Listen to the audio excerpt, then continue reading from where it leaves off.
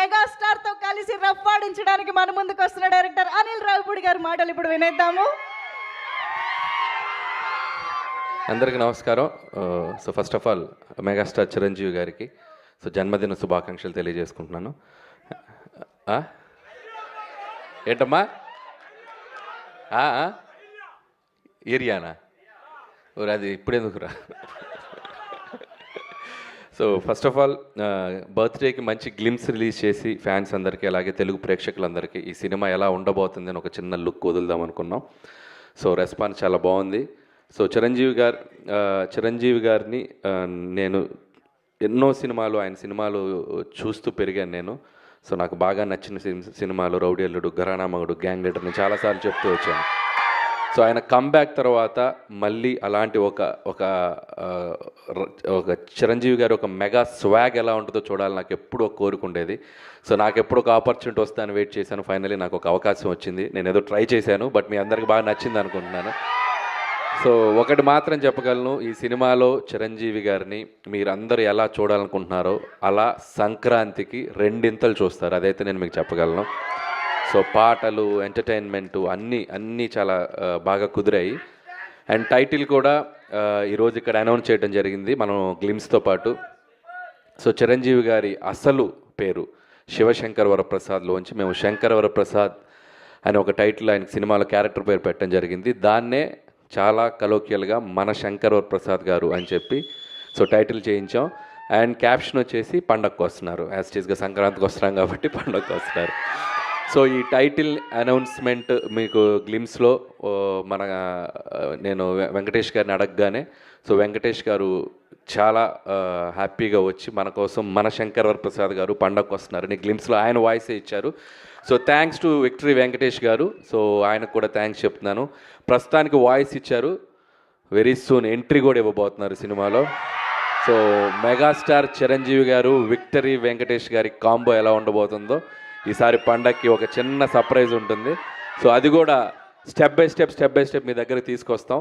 And ఇక నాకు ఈ ఆపర్చునిటీ ఇచ్చిన చిరంజీవి గారికి చాలా చాలా థ్యాంక్స్. ఎందుకంటే ఆయన పాట, ఆయన ఆట, ఆయన మేనరిజమ్స్, ఆయన ఫైట్స్, ఆయన లుక్స్, ఆయన పోజులు అభిమానించిన వాళ్ళు, అనుకరించిన వాళ్ళు ఎవరు ఉండరు తెలుగు సినిమా ప్రేక్షకుల్లో. ఎక్కడొక చోట ఆయన ఇన్ఫ్లుయెన్స్ ఉంటానే ఉంటుంది చిరంజీవి గారిది. సో అలాంటి ఒక మెగాస్టార్ చిరంజీవి గారిని నా కంటితో నేను ఎలా చూడాలనుకున్నానో చూసే అవకాశం నాకు వచ్చింది. అండ్ ఖచ్చితంగా మన శంకర్ వరప్రసాద్ గారు మీ అంచనాలకు తగ్గట్టుగానే సంక్రాంతికి రాబోతుంది. పండగకు వస్తున్నారు బాస్ ఈసారి. Thank you. మీ కంటితో చూసే చిరంజీవి గారు డెఫినెట్గా మా అందరి కళ్ళకు కూడా నచ్చుతారు. ఎందుకంటే మీరు మా అందరి కళ్ళతో కూడా చూస్తారని మాకు తెలుసు కాబట్టి you know all the audience pulse. So we're eagerly waiting. చాలా టీస్ చేసేస్తున్నారండి గ్లిమ్స్తోనే. మేము ఇంకా సంక్రాంతికి కాంట్ వెయిట్ అన్న పొజిషన్లో ఉన్నాము. అంటే చిరంజీవి గారు ఒక సూట్లో ఎలా ఉంటారో చూడాలని నాకు బాగా ఇష్టం. చాలా క్లాస్ పెట్టారు చిరంజీవి గారికి.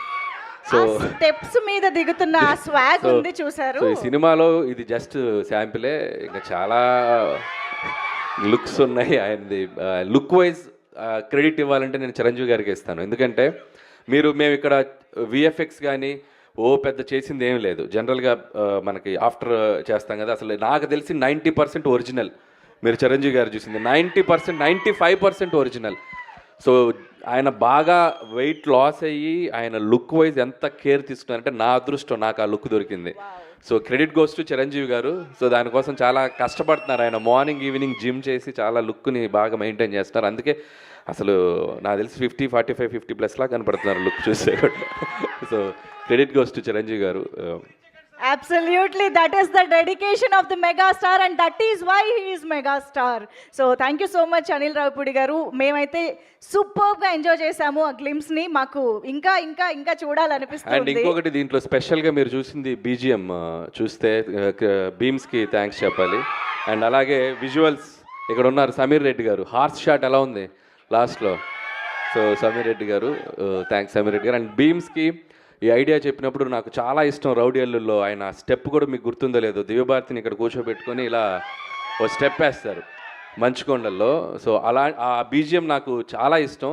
సో ఆ బీజిఎంనే ఒక సెంటర్గా చేసి ఒక మాస్ బీజిఎంగా చేస్తే ఎలా ఉంటుంది అని చెప్పి నేను బీమ్స్కి చెప్పాను. సో బీమ్స్ దాన్ని నెక్స్ట్ లెవెల్లో కంపోజ్ చేశారు. సో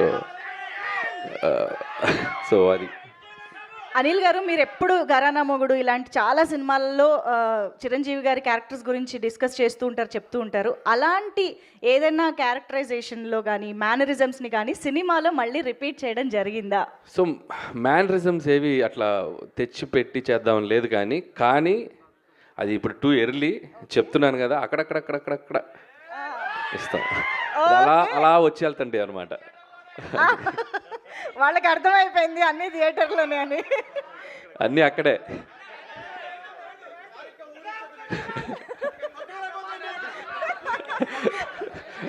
నేను ఇక్కడి నుంచి చాలా జాగ్రత్తగా వెళ్ళాలి. మీ ఊపు చూస్తుంటే నన్ను క్రష్ చేసేలా ఉన్నారు. సార్, ఆ ఆనందంతో వాళ్ళు ఇక్కడ బతకాలి కదా సార్. ఇంకా ఏం కావాలమ్మా? డైలాగా? చేయి చూసావా ఎంత రఫ్గా ఉందో? రఫ్ ఆడించేస్తాం. బాక్స్ బద్దలైపోద్ది.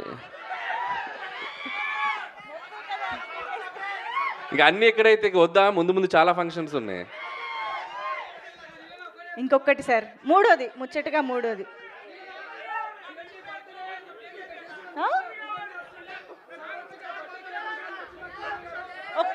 ఒక్కరు మాట్లాడండి. ఓకే సార్, చాలా డిమాండ్లు ఉన్నాయి మన